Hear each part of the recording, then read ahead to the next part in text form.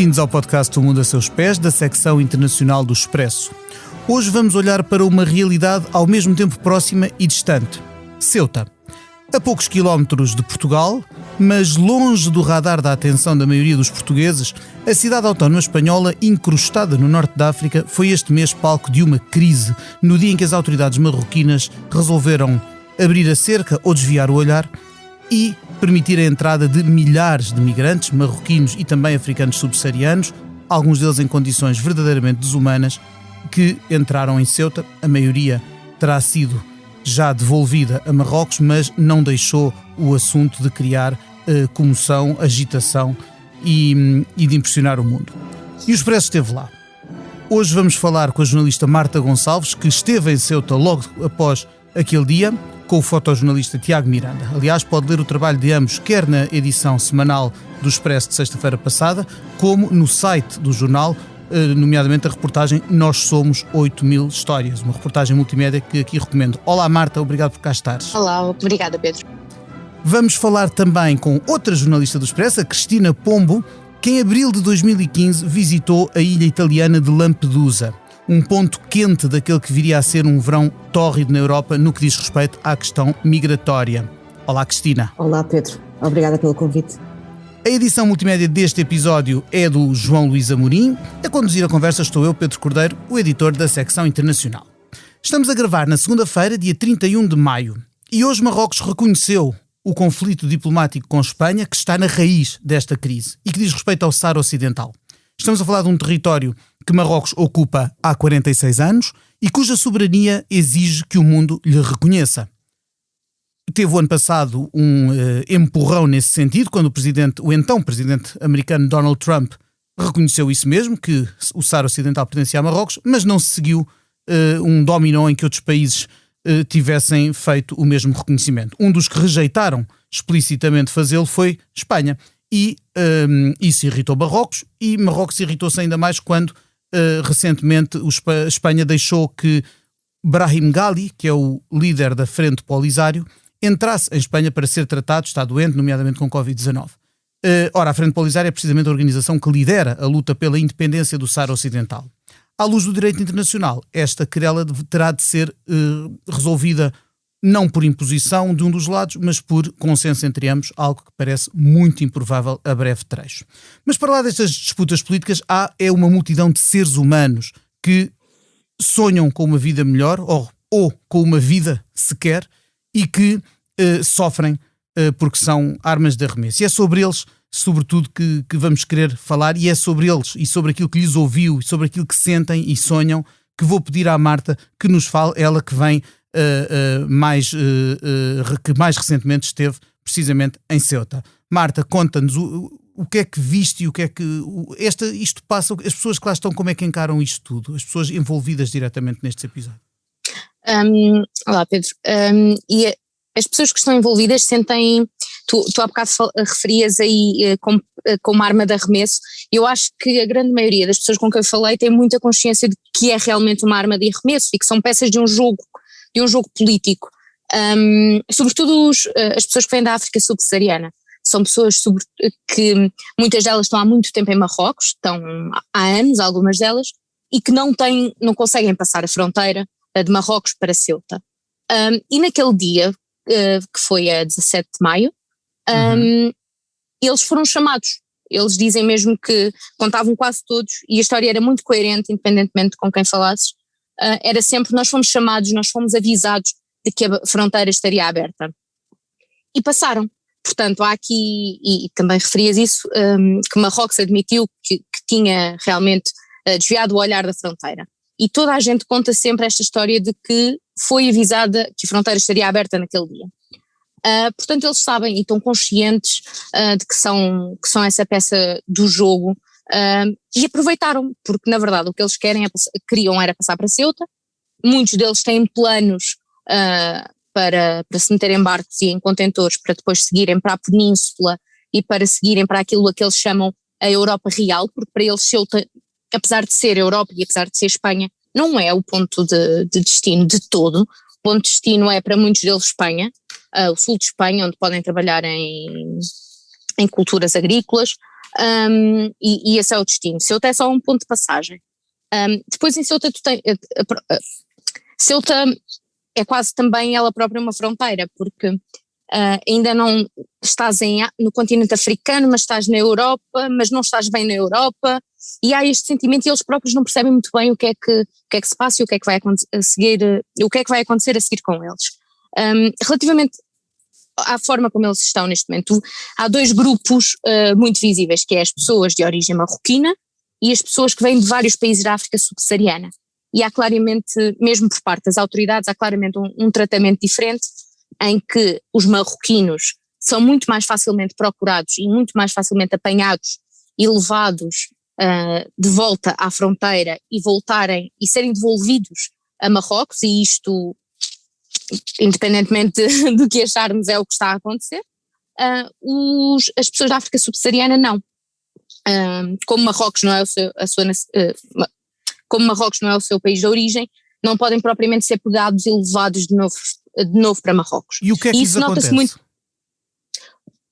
Não sei, e eles também não sabem. A verdade é que eles estão junto a uma praia, no meio de blocos de cimento, a viver. E até eu ter saído de Ceuta, eu passava todos os dias mais do que uma vez por aquele local, porque toda a gente sabe que aquele é o local onde estão as pessoas da África subsaariana, e eles estavam lá simplesmente, estão à espera.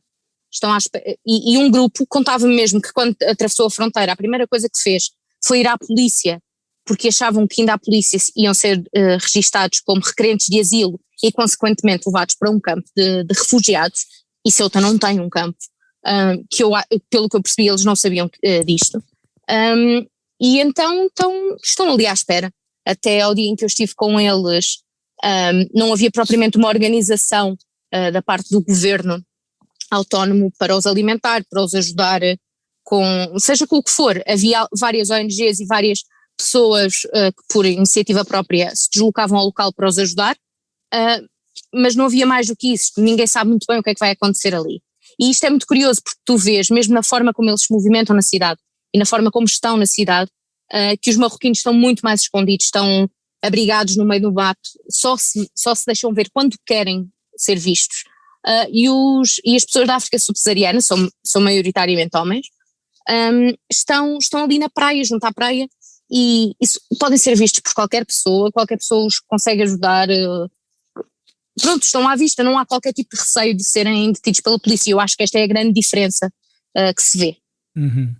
Vou chamar a Cristina à conversa para lhe perguntar, uma vez que passaram 6 anos desde a tua ida a Lampedusa, naquele que foi provavelmente o ponto, aquela ilha foi provavelmente o local que revelou a muitos europeus e a muitos portugueses este flagelo e a dimensão deste flagelo e a tragédia humana que ele encerra. Aliás, não me esqueço que foi uma das primeiras, se não a primeira viagem que o Papa Francisco fez depois da sua eleição, foi precisamente à ilha de Lampedusa.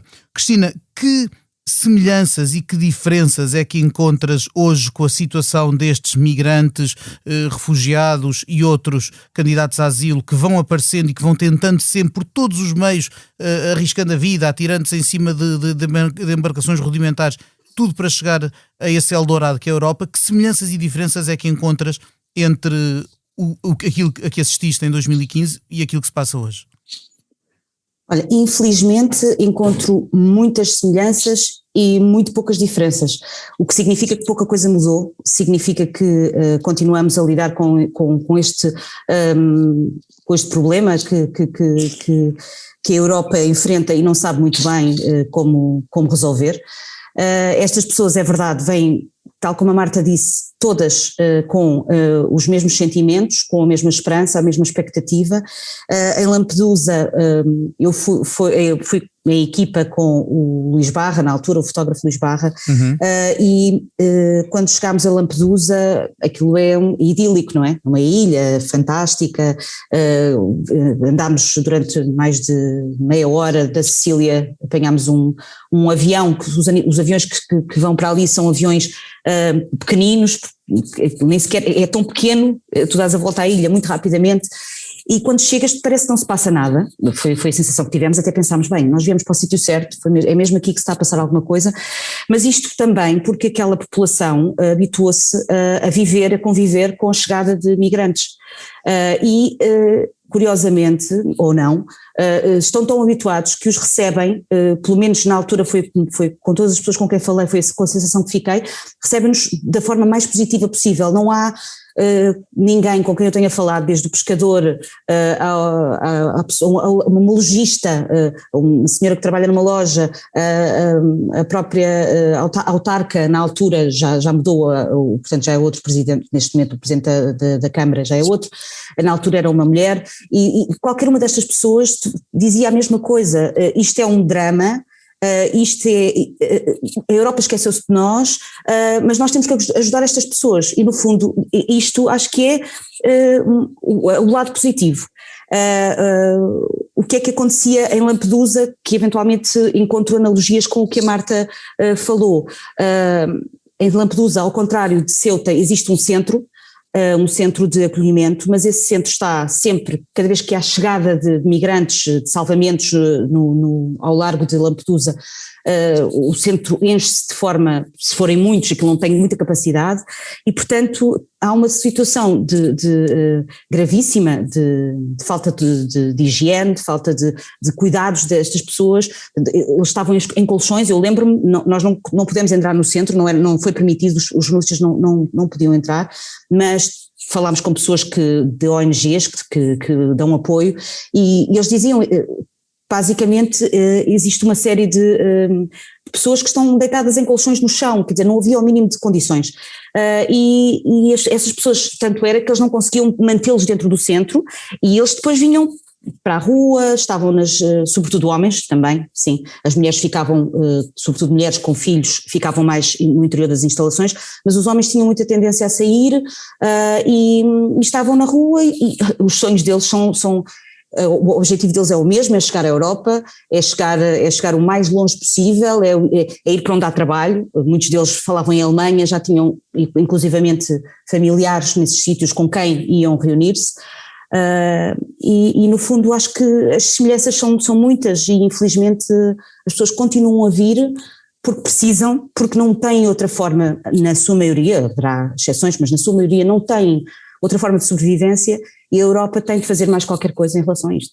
Eu acho que é importante desmontarmos aqui precisamente, por um lado apontar esta falta de solidariedade que parece haver, como tu contas, não da população local de Lampedusa, que no fundo está assoberbada com estas chegadas, mas parece haver uma falta de solidariedade grande, quer dentro da Europa. Lembro quando a União Europeia tentou fixar umas cotas de acolhimento de migrantes e refugiados que não eram sequer, fazendo as contas, não eram nada de extraordinário para cada país, mas a má vontade política foi tremenda da parte de vários Estados-membros, e claro que também tem havido outro tipo de má vontade, que é os países europeus menos acossados por esta realidade, muitas vezes acham que isto é um problema do sítio onde eles chegam e não estão, e sacodem um pouco a água do capote. E a somar a isto, há o discurso, que esse sim tem que ser desmontado e urgentemente, que é o discurso xenófobo, porque isto, obviamente, estas entradas e estas chegadas são usadas como um papão por forças políticas que existem em vários países da Europa, da União Europeia, que têm até crescido em força e que aproveitam isto, obviamente, para criar monstros, fantasmas de medo, de associar todo e qualquer migrante com terrorismo, toda e qualquer pessoa com uma cor de pele diferente ou com outra religião como um perigoso extremista, quando na verdade isto são pessoas que, como tu dizes bem, estão à procura de uma vida. Marta... Desculpa, sim, só para acrescentar uma ideia, Pedro, porque estavas a falar desta questão de um discurso crescente, e aqui, pegando no que a Cristina disse, a percepção que eu tenho é que a grande diferença entre 2015 e agora, mais do que nas pessoas que vêm, que eu acho que os motivos continuam a ser os mesmos, simplesmente estão mais desesperadas ainda, eu acho que a grande diferença está na chegada, ou seja, nas pessoas que os acolhem, e embora eu não tenha a mínima dúvida que haja imensa boa vontade no acolhimento e na vontade de receber bem estas pessoas, porque felizmente há grupos que ajudam mesmo, eu acho que há uma grande saturação sobretudo no sul de Espanha, Itália e nas ilhas gregas, que são os pontos quentes de chegadas, há uma grande saturação por parte das pessoas. Por exemplo, no caso de Ceuta, que está ali logo ao lado de Marrocos, isso nota-se depois a nível político, onde Ceuta, nas últimas eleições gerais espanholas, é a região autónoma onde o Vox tem mais percentagem de voto. E eu acho que é isso a grande diferença, não é tanto nas pessoas que vêm, é sim nas pessoas que recebem, estão saturadas de não haver uma solução e de continuarem a haver pessoas a chegar que acabam por ficar ali, a palavra é feia, mas estão meio empatadas ali e que não podem sair dos sítios onde chegam. Tu assististe em Ceuta àquele comício do partido espanhol de extrema-direita, o Vox, que é precisamente uma das forças políticas que assume e faz gala neste tipo de discurso que referíamos. Como é que isso foi? Bom, comício que acabou por se transformar numa pequena nota aos jornalistas, nem conferência, porque não nos foi permitido fazer sequer perguntas. Foi uma nota aos jornalistas que durou 2-3 minutos, mas foi, basicamente o Vox tinha convocado esse comício onde iriam estar apoiantes. Esses apoiantes não apareceram porque foi proibido o comício, mas ainda assim o líder do partido prometeu que iria fazer uma declaração. Montou-se lá o palco no meio de uma praça, mas entretanto começaram a chegar manifestantes que se assumiam todos como muçulmanos espanhóis, e foram cada vez mais. O palco teve que ser mudado 2 vezes de sítio, à terceira desistiram e desmontaram o palco de vez, não iria haver conversa para ninguém, e Santiago Abascal acabou por falar dentro do átrio do hotel, 3 minutos e acabou. Entretanto a manifestação escalou com alguma rapidez quando a comitiva tentou sair do hotel por uma porta lateral e os manifestantes perceberam que ele iria sair, e aí correu um bocadinho mal porque claramente não havia preparação para isto e a polícia acabou por carregar nos manifestantes, disparar balas de borracha. Os manifestantes responderam com também alguma violência, atirando garrafas de água e tudo o que tinham nas mãos, mas sim, aquilo que eu encontrei foi, apesar de ser uma zona onde claramente o Vox está bem representado, porque há muitos votantes, aquilo que eu encontrei foi uma contra-manifestação com uma força enorme. Eu não me lembro, apesar de eu diria que estavam à volta de 1000 pessoas, eu não me lembro de ter estado numa manifestação, e a comparação se calhar nem faz grande sentido, mas eu não me lembro de uma manifestação em Portugal que fosse tão sentida. Eu dei por mim que não tenho nada a ver com o assunto, quer dizer, tenho enquanto europeia, mas que não estava ali envolvida, a olhar para as pessoas e a paixão com que elas estavam ali era muito, muito bonita de se ver. Tinhas mulheres, tinhas pessoas com 70 anos, tinhas miúdos com 4 e 5 anos, crianças de carrinho.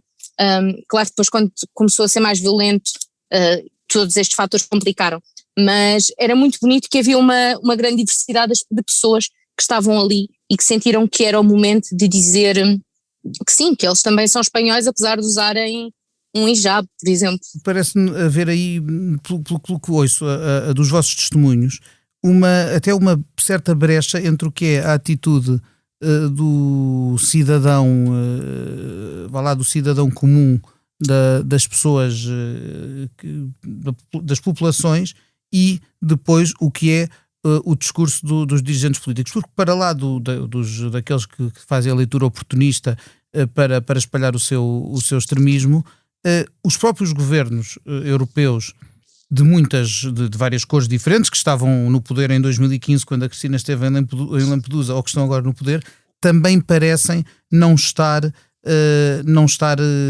para aí, não dar, e nem sequer falo do tempo atual em que uma pandemia nos se intrometeu por toda a vida coletiva, mas mesmo antes disso não parecia que isto fosse uma prioridade para a Europa. O que é que será preciso, Cristina, para que estas pessoas não vão deixar de vir, não é? As filas vão continuar a acontecer, abre-se, constrói-se um muro aqui, nasce outra rota de migrantes por outro lado. O que é que vai ser preciso acontecer para esta Europa, que ainda por cima está envelhecida, com baixa natalidade e problemas de sustentabilidade da sua segurança social e dos seus sistemas? O que é que será preciso para se acordar para esta necessidade? Boa pergunta. Não te sei responder. Infelizmente acho que se alguém soubesse responder a isto ou resolver, acho que já estaria resolvido há muito, até porque todos sabemos que isto é uma situação insustentável, uma vez que há pessoas a morrer aos milhares naquele mar, não é? E muitas delas nem sequer chegamos a saber, porque os naufrágios não estão todos contabilizados, como sabemos. Eu acho que o que é preciso, além da boa vontade, é realmente um plano, e acho que a Europa não tem um plano para travar ou para tentar. Falou-se no passado em que a solução passaria por dar o empoderamento aos países de origem, de onde estas pessoas vêm, para poderem ter mais trabalho, para poderem dar condições de vida a estas pessoas, mas depois sabe-se que muitos destes Estados são Estados sem Estado, não é? Como a Líbia, por exemplo, quer dizer, é impossível conseguir-se aquilo que seria o ideal, que era que estas pessoas não tivessem necessidade de sair do sítio de onde estão a sair, mas também se sabe que muitas delas vêm fugir de ataques de jihadistas, de grupos terroristas, de pessoas que consideram que o ensino ou que estudar, meramente estudar, é uma coisa à qual os seres humanos não devem ter acesso. Enfim, isto para dizer muito rapidamente, sei que estamos limitados de tempo, eu também estive na Suécia passado 2 anos de ter estado em Lampedusa, fui precisamente ver o projeto que eles têm para receber estas pessoas e de facto na Suécia pareceu-me que as coisas até estavam a funcionar bastante bem, isto para dar um tom aqui positivo à coisa. O que é que acontece? São demasiadas pessoas. E sendo demasiadas pessoas não é possível dar condições a toda a gente, mas na verdade eles conseguiram integrar. Eu conheci pessoas que hoje têm um futuro na Suécia, inclusive algumas tenho-as no meu Facebook e vejo que têm uma vida e que conseguiram fazer coisas. Portanto, estas pessoas não vêm para a Europa para tirar o trabalho aos outros. Estas pessoas vêm para a Europa, na sua maioria, jovens, estudar, aprender, que é uma coisa que a muitos deles é vedado nos países de onde vêm. É verdade, e muitas destas pessoas, aliás, depois criam até relações de gratidão para com os países que os acolhem. Há histórias de superação extraordinárias. É preciso dizer que o impacto, ao contrário do que muitas vezes se ouve em discursos xenófobos, o impacto económico destas pessoas que vêm e que entram é positivo nos países de acolhimento, é um dado que também é importante. Marta, socorrendo-me agora também de tu teres estado nas Ilhas Gregas, que são obviamente outro dos pontos deste Mediterrâneo ardente, também aí víamos uma situação que tem analogia com a de Marrocos, que foi exatamente a altura em que o presidente da Turquia, Erdogan, usou também a abertura da fronteira como forma de pressão sobre a União Europeia. Mais uma vez temos esse paralelo, não é? Exatamente, temos essa semelhança. A diferença é que eu acho que com a Turquia tem acontecido mais vezes do que aquilo que tem acontecido com Marrocos, ou pelo menos tem tido mais impacto. Porque tanto no caso da Turquia como com Marrocos há protocolos da União Europeia que prevêem um X de valor para o patrulhamento e para o controle de fronteiras.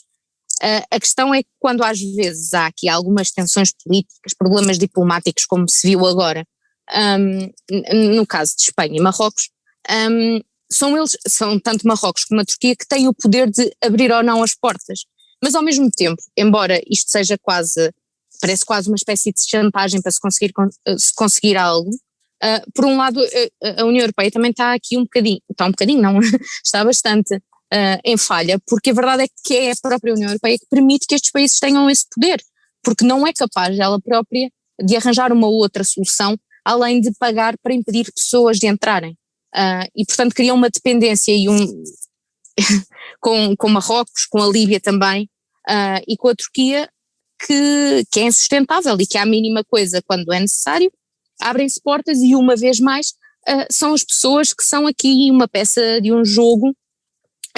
E não importa, passado 2 ou 3 dias voltam a fechar as portas e parece que está tudo bem, mas entretanto há ali milhares de pessoas que passaram e que estão em condições absolutamente miseráveis, e isso não pode acontecer. Só para acrescentar há pouco a questão da solução que a Cristina falava. E eu acho que isto ajuda muito a reduzir esta dependência de países barreira. Eu acho que além do problema nos países de origem, acho que é muito importante a própria União Europeia funcionar realmente como uma união, porque um dos graves problemas, tanto no sul de Espanha como na Grécia, é que funcionam como países tampão, porque uma vez chegados àqueles locais, as pessoas não podem continuar o caminho, porque só podem fazê-lo se o seu pedido de asilo for aceito. E não sendo aceito, as pessoas ficam ali, ou seja, há ali uma barreira na Grécia e no sul de Espanha e em Itália que é absolutamente insustentável para esses três países, e que a nível humanitário cria uma série de problemas gravíssimos. É de facto uma questão muito, muito complexa, que claramente não se resolve com discursos simples nem simplistas, nem os da xenofobia de que já aqui falámos, nem obviamente é útil negar de alguma forma que estas questões da integração destas pessoas é possível, como mostram casos como os que a Cristina contou. Uns serão mais fáceis que outros, haverá choques culturais, com certeza, haverá questões de segurança que os Estados de acolhimento têm de ter em conta, com certeza que sim, mas a verdade é que estamos a falar de seres humanos como nós, que não tiveram foi a sorte que nós tivemos de nascer, por exemplo, num país que vive em paz há tanto tempo e onde há condições com que outros podem apenas sonhar. Com esta conversa fluida, o tempo também flui e estamos a chegar ao fim deste episódio. Mas ninguém se vai embora sem eu fazer às minhas convidadas e queridas camaradas a pergunta que faço a todos os que passam aqui pelo Mundo a Seus Pés. Por isso, Marta, se neste momento pudesses viajar para qualquer parte do mundo sem quaisquer restrições, nem sequer coronavírus, para onde é que irias e porquê? Neste momento? Bolas. Isto é difícil. Há duas opções. Eu gostava muito, a nível de conhecimento pessoal, de voar até novamente à Grécia e percorrer toda a rota de refugiados terrestre, portanto, ali pela Sérvia até chegar à Alemanha. Gostava muito de fazer isso a nível profissional, obviamente, e por curiosidade e por conhecimento. Também por conhecimento, mas mais numa perspectiva pessoal, metia-me já num avião para a Índia, já. Ia para lá, desaparecia 4 ou 5 meses e ficava por lá. Muito bem. Cristina, qual era a tua rota? Olha, a minha rota era um bocadinho diferente. Bem, para já, se pudesse, dava a volta ao mundo, mas como não há tempo para isso, não dá para ficar tanto tempo aliado ou sem trabalhar, acho que rumava aos Estados Unidos, porque não conheço, e era um país que gostava de conhecer. Gostava de ir a Nova Iorque, talvez fosse Nova Iorque a minha primeira paragem. Olha, que boa escolha. Foi por acaso o último país onde estive fora de Portugal, e já durante esta pandemia e em trabalho, e é de facto, o que conheço é muito pouco, mas é de facto um país fascinante, é todo ele um continente. Com isto, resta-me agradecer-vos por terem estado aqui no Mundo a Seus Pés. Agradeço também ao João Luís Amorim pela edição multimédia deste episódio e agradeço sobretudo a quem está do outro lado a ouvir-nos semana após semana com estes assuntos que vamos aqui tratando. O Mundo a Seus Pés volta daqui a 15 dias com outro assunto, outros convidados. Para a semana estará aqui a Cristina Pérez com o África Agora, que regressa após uma breve pausa que teve e que já terminou. Teremos para a semana África Agora. Espero que ouçam o África Agora para a semana. Espero que ouçam o Mundo a Seus Pés daqui a 15 dias. E até lá desejo-lhe uma ótima semana e agradeço de novo. Até breve.